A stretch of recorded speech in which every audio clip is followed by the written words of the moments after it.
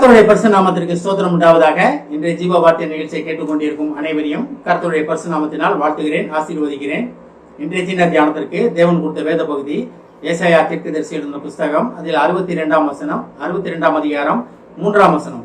ஏசாயா 62:3. நீ கர்த்தருடைய கரத்தில் அலங்காரமான கிரீடமும் உன் தேவனுடைய கரத்தில் ராஜ முடியுமாய் இருப்பாய். இதை கேட்டுக்கொண்டிருக்கும் விசுவாசிகளே, இதை கேட்டுக்கொண்டிருக்கும் நேயர்களே, நீங்க தேவனுடைய கரத்தில் ராஜ முடியாக இருக்க போகிறீர்கள். தேவன் இதை சொல்லுகிறார். இதை கேட்டுக்கொண்டிருக்கும் அனைவரையும் நோக்கி தேவன் சொல்லுகிற ஒரு காரியம் என்னவென்றால், நீங்க தேவனுடைய கரத்தில் ராஜ முடியாக இருக்க போகிறீர்கள். இதுல 2 காரியங்கள் சொல்லப்பட்டிருக்கிறது. ஒண்ணு பாருங்க, தேவனுடைய கர்த்தருடைய கரத்தில், அது ரெண்டுமே தான். நீ கர்த்தருடைய கரத்தில், அடுத்ததும் தேவனுடைய கரத்தில். கர்த்தர் தேவன் நம்ம எல்லாமே ஒண்ணுதான். அதுல நம்ம ரொம்ப இது பண்ண தேவையில்லை. கர்த்தருடைய கரத்தில் யாரா இருப்போமா? அலங்காரமான கிரீடம். அலங்காரமான கிரீடமும் அடுத்தது தேவனுடைய கரத்தில் ராஜ முடியுமா இருப்பாய். அப்ப தேவனுடைய கரத்துல நீங்க இருக்கிறீங்க. அதை தான் தேவன் இதுல சொல்ல ஆசைப்படுகிறார். நீங்க கர்த்தருடைய கரத்தில் வாசம் பண்ணுகிறீங்க. ஏன்னா உள்ளங்கையில் வரைந்து வைத்திருக்கிறார், உள்ளங்கையில் உங்களை தாங்கி கொண்டிருக்கிறார். நீங்க போற பாதைகள் எல்லாம் தேவனுடைய கண்கள் நோக்கி கொண்டிருக்கிறது.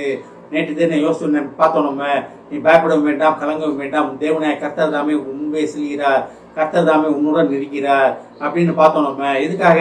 நம்மளை ராஜ முடியுமாக தேவனுடைய கரத்தில் அலங்காரமான கிரீடமாக இருப்பதற்காக.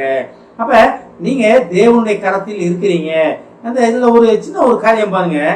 நீங்க அதுல பாரு 2 காரியங்கள் இருக்கு. அலங்காரமான கிரீடமும் ராஜ முடியுமாய் இருப்பீங்க தேவனுடைய கரத்தில்.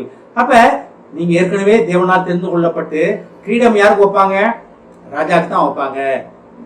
தளபதிகள் தலைவராக இருக்கவங்களுக்கு தான் வைப்பாங்க. அது சாதாரண வைக்க மாட்டாங்க. அப்ப கிரீடமும் ராஜமுடினா இது தெளிவா எழுதப்பட்டிருக்கு. ராஜாக்கள் வைக்கிற கிரீடம், ராஜாக்கள் வைக்கிற கிரீடம். அப்ப தேவனுடைய கரத்தில் அது இருக்கிறது. கிரீடமும் இருக்கிறது, ராஜமுடியும் தேவனுடைய கரத்தில் இருக்கிறது, உங்களுக்கானது இருக்கிறது. அப்ப தேவன் ஏற்கனவே உங்களை செலக்ட் பண்ணிட்டாரு. ஏற்கனவே ராஜாக்களும் உங்களிடத்தில் வருவாங்கன்னா ராஜாக்களாக இருப்பதற்காக உங்களை செலக்ட் பண்ணிட்டாரு. தேவன் ஏற்கனவே செலக்ட் பண்ணி உங்க கரத்துல வைத்திருக்கிறார். ஆனா என்னைக்கு நீங்க அதை உணர்றீங்களோ அன்னைக்கு இந்த கிரீடமும் ராஜமுடியும் உங்களுக்கு கிடைக்கும். இதுதான் இதுல நம்ம தெரிந்து கொள்ள வேண்டிய ஒரு காரியம். ஏற்கனவே ஆண்டவர் உங்களை செலக்ட் பண்ணி எல்லா தகுதிப்படுத்தி எல்லாமே ரெடி பண்ணி வைத்திருக்கிறார். என்றைக்கு நீங்க அதை உணர்ந்து கொள்ளுகிறீர்களோ, என்னைக்கு என் கர்த்தராகிய தேவன் என் முன்பாக போய்கொண்டிருக்கிறார், என் வழிகளை செவ்வாய்ப்படுத்தி கொண்டிருக்கிறார், அவருடைய அழைப்பை நோக்கி நான் போய்கொண்டிருக்கிறேன், என்னைக்கு நீங்க அதை உணர்றீங்களோ அன்னைக்கு நீங்க தேவனுடைய கரத்தில் இருக்கிற பாருங்க, தேவனுடைய கரத்தில் இருக்கிற அலங்காரமான கிரீடம் உங்களுக்கு வரப்போகிறது. அது மட்டும் இல்லாம உங்க தேவனாய கர்த்தர் உங்களை ராஜமுடி தரிப்பதற்காக அழைக்கிறார். கர்த்தருடைய கரத்தில் அலங்காரமான கிரீடம் உங்க தலையில வரப்போகிறது. அதே தான் தேவன் சொல்றார். தேவன் உங்களை ராஜமுடியினால் உங்களை ராஜாவாக அபிஷேகம் பண்ணி முடி சூட்ட வல்லவராக இருக்கிறார், ஆசைப்பட்டு கொண்டு இருக்கிறார். அவர் ரெடியா இருக்காரு. எப்ப நம்ம தேவனை புரிந்து கொள்ள போகிறோம், எப்பொழுது நம்ம அழைப்பை தெரிந்து கொள்ள போகிறோம். அழைத்த தேவன் உண்மையுள்ளவர் எல்லாத்துக்குமே தெரியும், அதுல செகண்ட் தாட்டே கிடையாது. ஆனா அந்த அழைப்பை நம்ம தெரிந்து கொள்வதில்தான் நம்ம லேட் பண்ணி கொண்டே இருக்கிறோம். அந்த அழைப்பை நம்ம எப்ப தெரிந்து கொள்கிறோமோ அன்றைய தினம் நீங்க கர்த்தருடைய கரத்தில் அலங்காரமான கிரீடம் வைத்திருக்கிற கிரீடம் உங்களை அலங்கரிக்க போகிறது. அலங்காரமான கிரீடம் உங்களை அலங்கரிக்க போகிறது. இதை கேட்டுக்கொண்டிருக்கும் சகோதர சகோதரிகளே, கர்த்தருடைய கரத்தில் உள்ள அலங்காரமான கிரீடம் உங்களை அலங்கரிக்க போகிறது. தேவனுடைய கரத்தில் உள்ள ராஜ கிரீடம் உங்கள் தலையிலே முடிசூட்டப்பட போகிறது. தேவன் அந்த முடிசூட்டும் நாளுக்காக உங்களை தயார்படுத்தி கொண்டிருக்கிறார். நீங்க ராஜாக்களாக அழைக்கப்பட்டவங்க, நீங்க சாதாரண ஆள்களாக அழைக்கப்படவில்லை. நீங்க ராஜாக்களாக இருப்பதற்காக அழைக்கப்பட்டிருக்கிறீங்க. உலகத்தை அசைப்பதற்காக அழைக்கப்பட்டிருக்கிறீங்க. அநேகரை வழிநடத்தும் பொறுப்பை மோசைட்ட கொடுத்தாரு. மோசைக்கு அப்புறம் யோசுவாட்ட கொடுத்தாரு. அதே போல ஒவ்வொரு தலைமுறைக்கும் ஒவ்வொருத்தங்க வழி நடத்தி வந்தாங்க. நம்ம ராஜாக்கள்ல இருந்து பார்க்கலாம், நியாயாதிபதிகளை பார்க்கலாம், ராஜாக்கள்ல பார்க்கலாம், தீர்க்கதரிசிகளை பார்க்கலாம், அப்போஸ்தலர்களை பார்க்கலாம். சகலமும் ஒருத்தங்க மூலம் நடத்தி கொண்டே இருந்தார். ஆனா புதிய ஏற்பாட்டில் பார்த்தீங்கன்னா சாதாரண மக்கள் எந்திரிச்சு நின்றாங்க. அந்த அன்னைக்கு ஒருத்தங்களை வச்சு நடத்தின தேவன் இன்னைக்கு உங்களை வைத்து நடத்த வல்லவராக இருக்கிறார். தேவனை விசுவாசிகளே, நீங்க தேவனுடைய கர்த்தருடைய கரத்தில் அலங்காரமான கிரீடமாக இருக்கிறீங்க.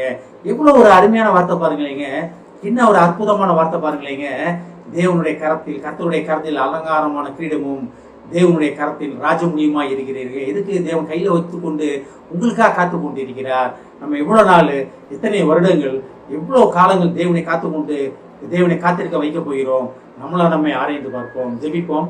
எங்களை அதிகமான அன்பின் பரலோக பிதாவே, தகப்பனே, நாங்கள் கர்த்தருடைய கரத்தில் அலங்காரமான கிரீடமும் தேவனுடைய கரத்தில் ராஜ முடியுமாய் இருக்கிறோம் என்ற மகா கிருபையான வார்த்தைக்காக நன்றி ஆண்டவரே. அதை பெற்றுக்கொள்ள எங்களை தயார்படுத்தி கொண்டு இருக்கிறேன் என்பதை நாங்கள் விசுவாசிக்கிறோம் ஆண்டவரே. இதை கேட்டுக்கொண்டு இருக்கும் ஒவ்வொரு விசுவாசியும் ஆசீர்வதிக்கிறோம் அப்பா. ஒவ்வொரு குடும்பத்தையும் ஆசீர்வதிக்கிறோம் ஆண்டவரே. தகப்பனே, குடும்பத்தின் தேவைகளை நீ சந்தித்து அவர்களை வழிநடத்தி ஆசீர்வதித்துக் கொண்டிருப்பதற்காக நன்றி ஆண்டவரே. இந்த குடும்பங்களில் இருந்து ராஜாக்கள் தோன்றுவதற்காக நன்றி ஆண்டவரே.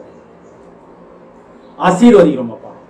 இயேசுவின் மூலமாக கேட்கிறேன் நல்ல பிதாவே, ஆமென். கர்த்தர் உங்களை ஆசீர்வதிப்பாராக.